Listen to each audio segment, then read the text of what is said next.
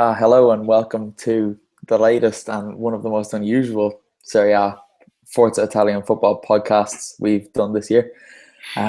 It's just a two-man show, unfortunately. Nick was in Iceland and is currently flying or just landed again. We don't really know, but he couldn't make it. So it's just myself, Conor Clancy, and Luca Gunby. Luca, how's everything?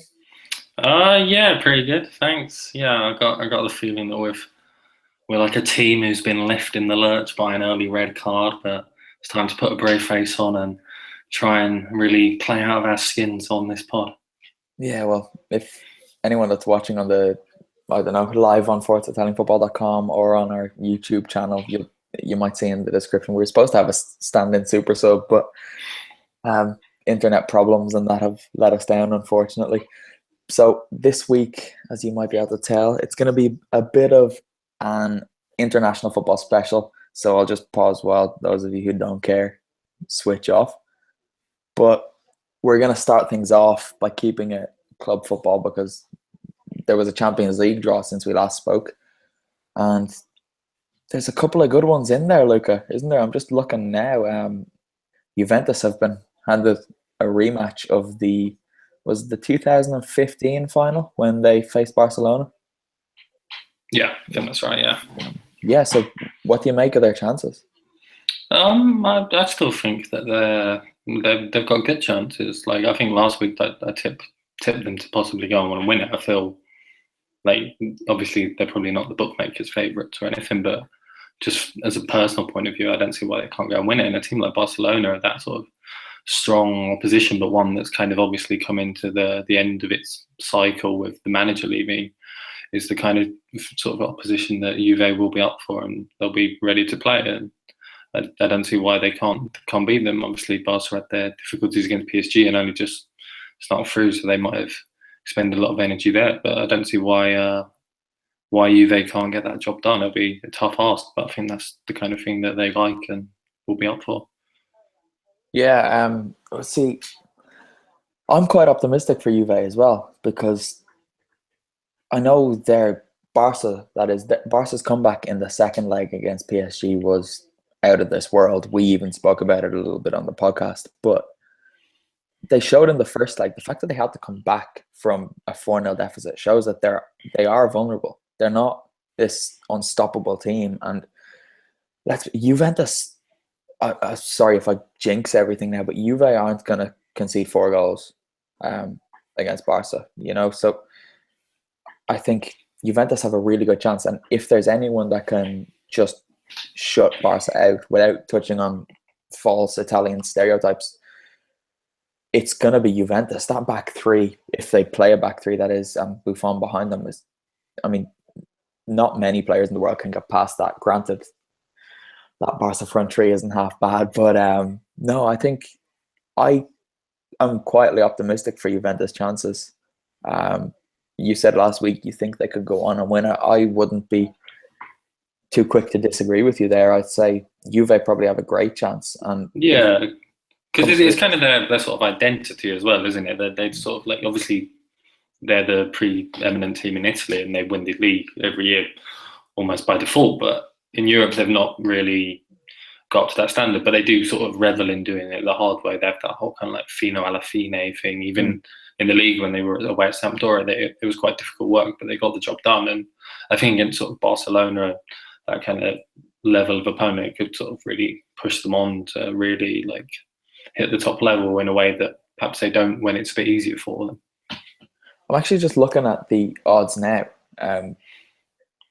And the only teams left in the competition that have less favourable odds than Juve are Monaco and Leicester. So apparently a lot of people think Dortmund, Atletico Madrid, Real Madrid, Bayern Munich and Barca have a better chance of winning the Champions League. So placing a little bet on Juve might not be the worst decision you could make. But yeah, we saw like that identity, the Fino alla Fine, it was quite prominent in the 2015 run to the final. We saw exactly what they can do, and that Real Madrid tie over the 2 legs they were brilliant. They were quite unlucky last year against Bayern.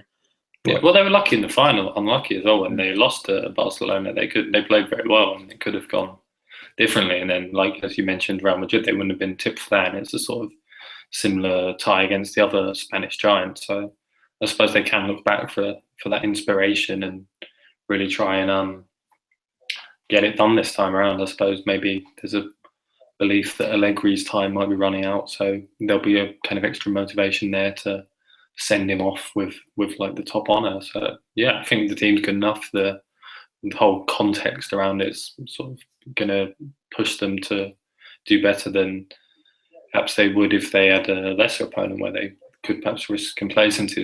As Buffon said, he didn't want Leicester, but perhaps Barca is kind of the opposite, and it will perhaps avoid all the things he was getting worried about with the Foxes. Yeah, now he's got some real concerns, I think, facing that Barca front three. But there's a weird symmetry here with Juventus and Barcelona, I think, because they were both going for the treble when they faced each other in 2015. It was both managers' first seasons at the club. Now it's both managers' third seasons. They're both. Allegri's probably going to leave in the summer. Luis Enrique said he will leave. So they're both coming to the end of that cycle. So it's kind of interesting how they've met at the beginning and end. So it's hard to cheer for Juve a lot of the time, but hopefully it would be great to see an Italian team actually dominate Europe again. I'm sure anyone can agree. Dean Darko has got in touch on YouTube to say Forza Milan from Belfast in Ireland. So good on you. We'll move on to the international football, which is why we're here. Italy are obviously playing Albania on Friday. I've forgotten what day it is today. Yeah, Friday night. They're playing Albania on Friday night in the Renzo Barbera in Palermo. And then they've got the Netherlands in a friendly on Monday, I think. But yeah, I just wanted to run through the squad just to get your thoughts on it, because Vito Doria has already written on this and it's up on the website at the moment. What kind of, since Ventura has come in, there's been a lot of writing and a lot of talk about the squads he's selected. I've written about it in the past. Vito is always keen to write about Ventura's squads, but this time we're kind of noticing what we expected Ventura would do, and that there's a lot of youth. There's a few experienced heads in there as well, but I think there's more youth in this squad than in any of his others. So I'm just gonna. The goalkeepers are obviously Buffon, Donnarumma, and Alex Meret of Spal. Defenders, Astori, Barzagli, Bonucci, Darmian, D'Ambrosio, De Sciglio, Romagnoli, Rugani, Spinazzola, and Davide Zappacosta. And then midfield, De Rossi, Gagliardini, Parolo, Verratti. Wingers, a different section, as the Italians like to do, is Candreva, Insigne, Sansone. And then up top, we've got Belotti, Eder, Petagna, and Ciro Immobile. Luca, did you know Eder's full name? Citizen Martins. Yeah, I suppose he's Brazilian, isn't he? So that makes a bit more sense. But yeah, what are your thoughts on the squad? Because I'm kind of happy that, as we said, there's a fair bit of youth in it this time. Obviously, it's great to see, from my point of view, Spinazzola and Petagna in there, even Gagliardini and Zappacosta from Torino. It's, having seen them come through at Atalanta, it's nice to see them putting a stamp on the international side. But what are you thinking about Ventura's selections overall?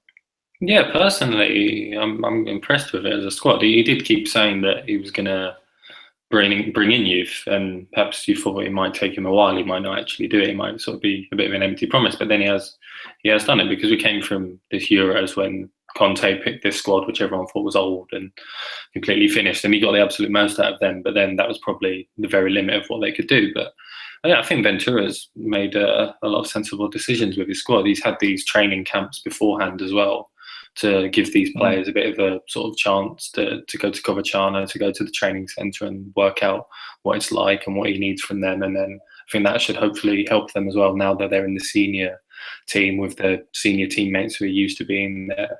And yeah, I think it is a very interesting squad, and it bodes well for the future. I think there is a lot of talent there, and then perhaps even with players who aren't quite as old, who have gotten there. Sort of Gabbiadini earned himself a place back when he was at Saints. I mean, obviously he's had to drop out now after he picked up an injury, but it was the same thing for Verdi as well, like what he's been doing at Bologna. So I think he's sort of picking players on form, and like it doesn't seem that he's just too worried about reputation. I think, I think it's a good squad. I've seen sort of some mixed reaction to it, but personally, I think it looks very good and encouraging moving forward. Yeah, I don't want this to just turn into us agreeing with each other all night, but no, Bernardeschi dropped out as well, right? And yeah, Gabbiadini, as you mentioned. So, yeah, I suppose if you're looking at the strikers who are going to drop out going forward, I think Adair is the obvious one, because Belotti and Immobile, they work really well together, and they're the two in-form Italian strikers at the moment. And then Petagna is only young, so you'd imagine he'll be featuring a lot more. And he brings so much more than scoring goals, as we've seen with Atalanta this season. His link-up play and his willingness to work for the team, cliched as it sounds, is second to pretty much nobody. Yeah, they're all sort of different types of strikers, aren't they, as well? Sort of Petagna's obviously a lot bigger, whereas like Velotti's like just the best, but Immobile, you can sort of play balls in through to him. It's sort of interesting in that regard that they're all sort of quite varied. I suppose that's why Adair always gets a look in as well. Yeah, and with Gabbiadini finding form in England, hopefully he can continue that and stake a real claim for a place in that squad. And then I don't know what Simone Zaza is up to at the moment, but he hit a bit of form for a bit. I don't follow Spanish football that closely, but if he can refine his Sassuolo form, hopefully he can really fight for a place back in the side as well. I'm looking at the midfield, and with the exception of one, it's quite exciting. There's only 4 real midfielders named in Daniele De Rossi, Roberto Gagliardini, Marco Parolo, and Marco Verratti. But De Rossi, Gagliardini, and Verratti would be quite a nice midfield trio, wouldn't it, going forward? De Rossi, obviously, the one who is more likely to drop out soon because of his age. But it kind of links to a question we got on Twitter. Just let me find it. It is from Robert Cottingham, a lovely surname. He wants to know who is the long-term future partner for Marco Verratti in Italy's midfield. I said this on Twitter earlier. It's kind of a shame that Nick isn't here, because I'm sure he'd agree with me in saying Gagliardini, because the man is a serious talent and he seems to be getting better every time he plays. He can do everything. He's box to box. He just needs to add more goals to his game, but he scored 2 in his last 3, so it looks like he's making a real effort to do that. His finish against Cagliari was a long-range strike, and then the goal that he unfortunately scored against Atalanta was a bit different. He found himself in the box, and he, unusually for him, kept his head and just smashed it into the top corner. So for me, it's Gagliardini. What are your thoughts? I knew you were going to say Gagliardini, so I didn't really feel I would jump in and still be funded. But I suppose that perhaps even looking further down, or someone who's not even around the squads and is a completely kind of different option, is someone that we were praising for Napoli in the Champions League, which is Diawara, because he'd also be eligible to play for Italy if they decided to call him up. And he could be another, he's 19 at the moment. He's got a lot of room to grow. He's doing well at Napoli when he's given a chance. So, yeah, I think Italy in midfield as well, they're certainly stocked. I think, obviously, it's who partners Verratti, because he's probably out and out the best player in that team at the moment. But yeah, even the under-21s, they have lots of players coming through at the moment. There does seem to be a good generation for Italian players. They don't necessarily have the kind of big name stars or anything, but they've got a lot of good players. Yeah, absolutely. I think Diawara, I could be completely wrong, but I vaguely remember him saying recently that he would be happy to play for Italy as well, which would be great, because we have sung his praises on this podcast and he's obviously a talented player. I'm looking for a news article at the moment. Sorry, I can't find it, but Marco Verratti's agent, I don't know who it is. That's what I was looking for, but he's come out, I think it was today, and said that basically Verratti's been at Paris for 5 years now, and he's won the French league. But if he wants to be a real champion, he's going to have to move. So we've discussed this again. Like, is Juventus the obvious destination for him? And if he goes there, he's obviously going to be competing not only in Italy but in Europe as well. So surely that's good for not only Verratti but Italy as well, right? Yeah, certainly. I think at the moment, you would assume that Verratti is going to be the kind of top transfer target for everyone at the moment going into summer. But unless the Spanish teams are really keen on him in Madrid and Barcelona, you would expect Juve to be the real favourite, I suppose. If Inter's new ownership is really ambitious, they could possibly try and sign him as a signal of intent. But without that Champions League football, I don't really see that happening. And again, it seems that it will be Juventus who are really the team who can sort of stockpile the top Italian players and continue to provide that core for the national team, which I suppose from the international perspective will be positive if it keeps that kind of sense of unity and togetherness for the Azzurri as well. I'm just distracted. I got a message from our very own Vito Doria while you were speaking there. I messaged him in a panic before the podcast started, and he just got back to me. God knows what time it is over where he is, but what a champion getting back to me. And get him on. No, he's in work, unfortunately. But where was it going? Yeah, just while we're speaking there, another player came to mind who was really impressive in Serie A last season, and it's been a bit quieter for him this year, but I think he's still having quite a good time with Torino. It's Daniele Baselli, who obviously came through at Atalanta as well. But you see Zappacosta, who made the same move at the same time to Torino in the squad. I think Baselli probably isn't too far away. Again, he's a different type of striker, or midfielder, sorry. He's more someone who will pull the strings for you and try and pick out a chance and get on the end of a chance if possible. But yeah, Torino also have Benassi as well, who could be a similar option. I think obviously Ventura, the ex-Torino boss there's sort of good relationships there with these players and the clubs. And like Benassi's in the under-21 squad at the moment, he could be another one to make a step up. There's a lot of options. I guess also even Jorginho, who was sort of the big thing last year, who's not been around as much this year, he could still make a step on and get back in that kind of situation where he's around the team. Yeah, I suppose that is the really tricky thing that Ventura has to handle. Is there's a lot of talented midfielders and defenders and strikers around Italy at the moment. Fortunately, a lot of young talent, but he's got to get that balance right, because I don't think he can just throw all of the youngsters in to an international game, especially in this group, because they're trying to go head to head with Spain, and even Israel aren't too far behind at the moment, but they can't really afford to take too many risks. So the likes of Parolo and De Rossi being there to kind of hold the young guys' hands through this makes a lot of sense. We've got some interaction on Twitter. A lot of people are saying, well, a couple of people are saying Gagliardini as well. So I'm right, Luca. But yeah, so we'll move on to the Albania game. Italy are currently second. They're joint top on points, but Spain have a significantly better goal difference of +14. Italy's is +7. Both on 10 points. Israel in third on 9. Then Albania, Friday's opponents, are fourth on 6 points. This should be 3 points for the Azzurri, right?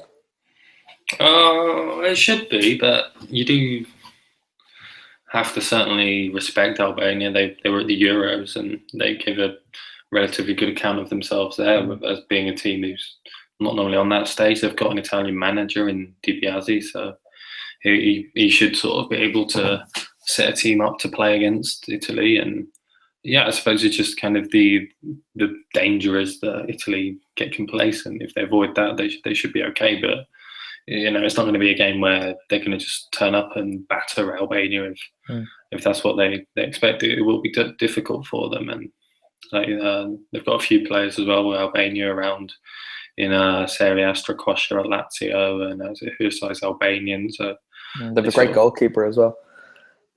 Yeah, so it will be quite tough, and I think there might be quite a large Albanian contingent at the stadium as well, with the Albanian diaspora in Italy. When they played at the Marassi, it was basically all Albanians fans. But yeah, you would expect Italy to win, but sometimes that's when you can't really trust them. They're not always as good when they're the favourites, and Albania just can't be underestimated. Yeah, that's kind of the historical problem with Italy, isn't it? If they have to play a big team, no problem, they'll show up and probably win. But it's when they're playing these smaller teams that they tend to switch off. And I was actually out at the Euros this summer, and I'd say my highlight of the whole tournament, other than the Ireland game where Ireland beat Italy, was probably myself and my friend Simon went with Dov and Podrick actually and drove from Paris up to Lens to watch Albania against Switzerland. And we got tickets in with the Albanian fans, and they were insane. They were incredible. They never shut up for the whole game. And me and my mate Simon, we stood out like a sort that we were both just there in our own clothes and whatever, and everyone else was wearing red. Just everybody. So we got chatting to these Albanian fans beside us I'd say they had about 20 words of English between them, and obviously we don't speak their language. So we got chatting anyway, and then they asked us for a photo. I think my mate said I was wearing an Ireland jersey or something, so that we got a photo with them anyway. And then he turned to me and he was like, "Oh, this is for you." And it was just like a little lighter. I wish I had it now. But it's up in my room. It's like a little red lighter with the Albanian flag on it. And then they made us post for a photo to do that because it's like the shape of the whatever. On the Albanian flag. But I think since then, Albania kind of they're very much my second favorite team. You know, when I'm looking for results, I'll check on them. So very Irish being the darlings of the major tournament, everyone's favourite, everyone's fans. Yeah, me and my mate, we weren't exactly big fans of that, but yeah, it seems to work wherever we went. We made friends with a few Romanians as well at one point. But yeah, they've got that chant. They just chant "Shipui, Shipui." That's amazing. Dov's after just sending me a message with the chant. So, but yeah, like you said, they're a tough team to break down as well. And I kind of joked, but Etrit Berisha is actually a really good goalkeeper.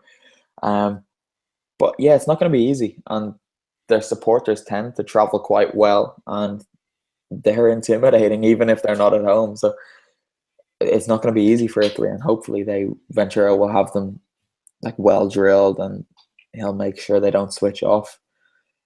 Then after that, it's the Netherlands in Amsterdam on Monday.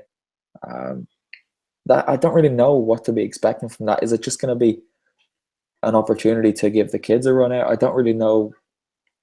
Yeah, you would expect so. I think Ventura has also talked a bit about playing with different formations in games and switching between, like against Liechtenstein. Obviously, Liechtenstein on the most footballing opponent, but he played 4-2-4. So I wouldn't be surprised if he kind of did that again. Like with all these wingers he's got, he might just try and, really get at Netherlands, who aren't really the best Dutch side that we've seen at the moment. So yeah, you would expect that one to be quite an experimental game, whereas the Albanian one's probably going to be quite tough and attritional, whereas the Netherlands, you kind of could see Italy going for it and trying to get the most out of all these kind of young players and give them a chance to develop. Yeah, I think Vito might have made this point earlier I think that game in Amsterdam might actually be Tuesday. I think I said Monday. Apologies about that. But Vito made this point earlier when he wrote an article. The fact that it's kind of selected goalkeepers, defenders, midfielders, wingers, forwards, that does suggest that the 4-2-4. Yeah, because usually it's not wingers, it's not a separate section in the squad that is particular to this squad. So you do kind of assume that they're going to place this kind of great emphasis on these wide players doing a much more kind of individual role to perhaps what they've done in the past. Like you won't have these kind of fullbacks bombing up and down like the line, like perhaps you did at the Euros. It will be different in that regard. Yeah, I think because the wingers mentioned are Kandreva, Insigne, and Sansoni, they're all attacking players. Like, if it was going to be more of a wing back role, I suppose the likes of Darmian and De Sciglio maybe would have been included in that list, even Zappacosta, but and Spinazzola as well, obviously, who plays there for Atalanta. But yeah, it'll be interesting to see. That I'm quite intrigued by that game. I'm not usually that pushed on friendlies because obviously it's important for them to be played so the manager has time with the players and stuff like that. But I don't know, they're not usually the easiest to watch, but this one might actually be worth tuning in for because, like we say, it'll be interesting to see what Ventura does. Um, I suppose we'll move on to the under-21s now. I think they've got 2 games. Yeah, they're playing Poland in Krakow, and then they're heading back to Italy to play Spain in quite a glamorous game. They've got it at the Stadio Olimpico, which is something a bit different. Oh, wow. So, but they've not exactly had the best preparation, have they? A lot of the obvious under-21 players might even be in the full. yeah, they like Patania was probably going to be their key striker, and then with Gabbiadini dropping out, he had to move up to the senior team. But I suppose that shows that the under-21 side is doing its job in being a platform for the senior side. So it's kind of one of those situations where they lose their best players because they're doing well in promoting this youth. But even when you look at the under-21 side, it is quite promising. You see a lot of players who are playing regularly, even in the top flight. I mentioned who did I mention earlier? Benassi from Torino and or Cataldi. He's there. These are players playing regularly in Serie A. Valerio Verre, Berardi's in that team. Kevin Bonifazzi as well, who's been doing really well at Spal. And yeah, it seems Italy do have a lot of interesting young players at the moment, which hasn't always been the case. Even in the Azzarini, the two goalkeepers are quite big names in Golini, who's now at Atalanta after his time at Villa, and Scuffet, who will get everyone in the team now. I think Udinese with what's it? How do you say it? Jerez in it, the Greek one. The Greek goalkeeper's out injured. So I'm looking at this squad now, and I know they've lost. The Caldara dropped out through injury, and Sassuolo's Luca Mazzatelli. But other than that, it's still quite strong. Mandragora has been called up to replace Mazzatelli, but we've still got players. You mentioned the goalkeepers. There's like Antonio Barreca, Davide Calabria, Messina, Benassi, as you said, Grassi, Locatelli, Mandragora, Pellegrini. Then up front, you've got Berardi, Federico Chiesa, Di Francesco. There's good talent there, so you would expect things to go quite well for them. Hopefully it does, because it's always good to see the youth sides doing well, especially with half an eye on the future as well. I suppose we'll talk about that for a bit, because there is a lot of young talent in the first team, but as we've said there's plenty more in the under-21s, and even those missing out are still quite impressive as well at the moment. It's a good time for the Italian national side, really, isn't it? It's going to be a good few years ahead, right? Yeah, you should think so. I think they are kind of moving away from the kind of like traditional distrust of young players, and they're really pushing it, and they're trying to give it a go. I think they've looked at some of the stuff that Germany did after it kind of rejuvenated its whole system. They've built all these local training centres to sort of get players developing and playing in a certain way. And yeah, I think it does look quite promising for Italy, even down some of the like younger teams, even the under-17s. You've got Moise Kean, Juventus, who's played in the Champions League already, and he's 16, 17. He's featured in Serie A a few times. Like, these players are starting to get chances with their clubs as well. And there's under-21 Euros on this year in the summer, so the under-21s have something to aim for and something to really focus on. It'll be interesting to see how they do there. Italy are the record champions in that competition, and I think they do take it very seriously. They think they can do well, and especially with Ventura giving all these players a chance in the senior team, perhaps some of them might drop down for that competition as well to really boost the team, give it the strongest squad possible. It does seem quite bright in the future at the moment for Italy. Yeah, the European Championship is obviously something for them to aim towards as a team, but again, because Ventura is giving so many young players a chance, on a personal level, you've got to be thinking as an Italy under-21 player, if you impress, you've got a really good shot at getting called up to the first team. So there's a lot of excitement going on at the moment. And if we just look at the future, like we could see in a few years a back three of Caldara, Romagnoli, and Rugani in front of Gigi Donnarumma. So that's impressive. And then Verratti and Gagliardini or someone else in front of them. So yeah, and even in Ventura calling up Meret, picking a player from Serie B, it shows a kind of willingness not to be afraid and just pick the big names, the top clubs. He is really seeming to be going around and doing this on merit. I didn't realise that's actually accidentally what's on there. But that was quite good, actually. I wish you had planned that, because I would have taken it off you and said it first. Yeah. But, even when he's not afraid of upsetting the clubs, even when he probably should, because Spal aren't too happy about Meret being called up, are they? No, they've got a top of the title clash against Frosinone at the weekend, and Serie B has no international break. So yeah, it's a bit worrying for the boys from Ferrari with the run of form they're on as the top team. So the backup goalkeeper must have a fair amount of pressure on him coming in. Yeah, let's just hope he doesn't drop an absolute clanger and they lose because of it, because it'd be so disappointing, because they are still top as he waits for the table to load, but they are only 2 points ahead of Frosinone, so that game is huge. If they can win that, I'm telling you, I'm them to Serie A already and get the party started.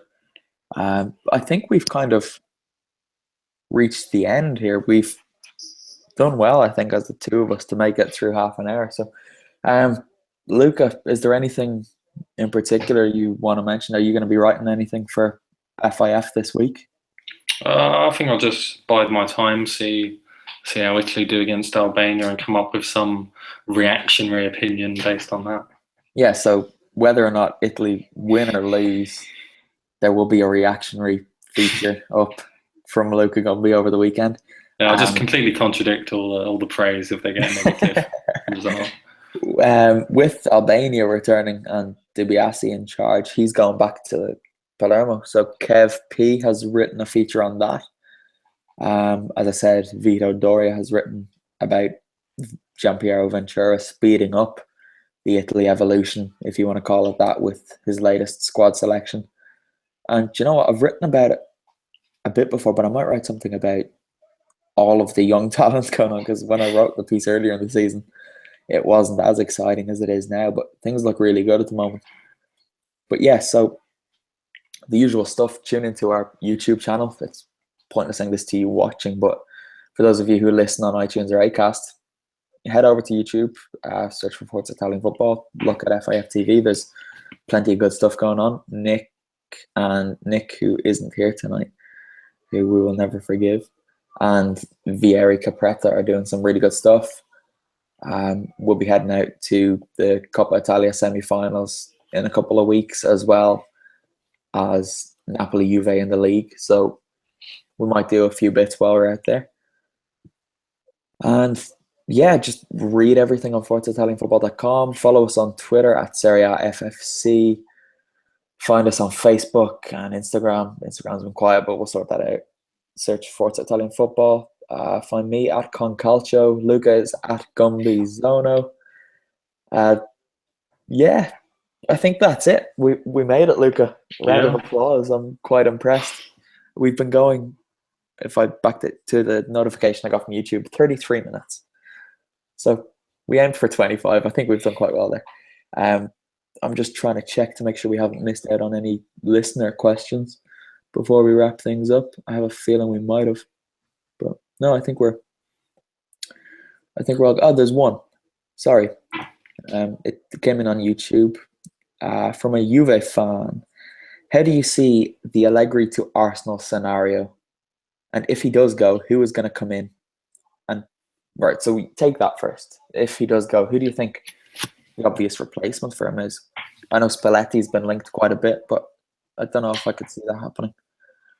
I don't know about Arsenal, because I think the whole Wenger out thing isn't anyway sort of the same. But yeah, Yeah, I can't really see Allegri pushing through for a move if there's nothing there. I don't see why he would try and force anything. But I don't know. Like, to be honest, no real names come to my head because I suppose Allegri was seen as such as the strange choice at the time, and like quite a widely criticised one. That it's quite hard to really think who the obvious shout would be with Juventus, because it wouldn't be beyond them to go for something different. Yeah. I don't know. Last week we were talking about Di Francesco moving up in Serie A. I think Juventus is That'd be a probably big step up, though, wouldn't that'd be it? a big step up, and I can't see that one happening. But yeah, it's I don't know. Perhaps if Inter get rid of Pioli to go for some big glamour name, and Juventus like what he did there, that could make sense. But otherwise, I don't think there's really an obvious candidate. I don't know what you think. I'll tell you someone who's doing really well in Serie A at the moment, overachieving. This guy, he's coaching up on Bergamo at the moment, is Giampiero Gasparini. He said he's happy in Bergamo and the people love him there, so he'd be stupid to leave. And I agree. So yeah, insert my previous conclusion here, and we'll call it a day. Thanks everyone for watching. Thanks for listening. We'll chat to you again next week. Nicholas Carroll will be back. We'll be sure to abuse him. Any abuse you have for him, send it in. And yeah, we'll reflect on the 2 games that Italy have played. So talk to you then. Ciao for now. Bye.